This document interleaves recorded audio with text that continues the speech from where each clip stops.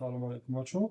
در این وارمون ما با شما ای پرینتر اسکنر کردن یادتون میتیم. حجتی در کوره میگیریم در پرینتر میمونیم و دقت باشه که پرینتری کانون MF 13 استفاده بوده است. یکم حجت میمونیم دیم программаи Canon MF Toolbox در کامپیوترتون установкаш میکنین یا اینترنت میگیرین یا یگان جای دیگه دسترسش میکنین و هر حال این ما سیلک در تلگرام کانال میمونم کدام تا مفرای میتونین بگیرید سیلکش بعد در اکسن ویدیو میمونیم. خب پروگرام را سارش میتیم یکم نگاه کنین وقتی که ما پروگرام را سار دادیم انا این پروگرام را میکشویم PDF گفته است. نگاه کنین همین خیلی خطاگی اعلام میکنه. این خطاگی برای چیه؟ برای اون که پرینتر ما گریون نیست میگه یا که پیوست نیست. اوکی ما پرینتر را گریونش میکنیم.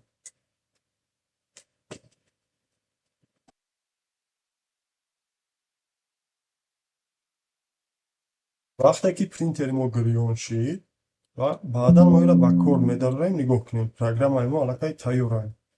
خب A4 ورقه سوید اینجا میتونین چرنوبیلش بگیرین سویدنویش بگیرین چخیلی که برای کتون مخبوله کچستو صفت نگاه میکنم و در این 200 بسته 400 دمیمونی مگابایدش کلونی باد میشونه. نام حجت در اینجا می نویسیم مثال معلومات نامه یا کتابه یا اینکه چیزی که باشه ما زیرش کتاب میمونم.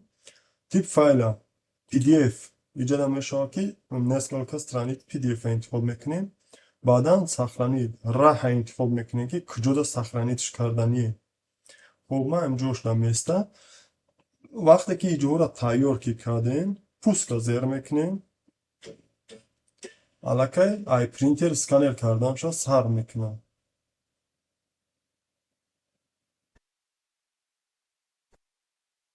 تایار شد یکم صحیفه را اسکانر کرد. اگر حجت شما یکچند صحیفه باشه حجت در پرینتر توش میتونم دلی را زیر میکنیم. مادام یک تاگش باسه گتوه اینا اما کتابی که نامی حجتی که داشتیم پیدا شد میکشیمش برای نمونه نامی حجتا که ما PDF شده بودم نمونه تایار سر بلند خانه بود باشیم.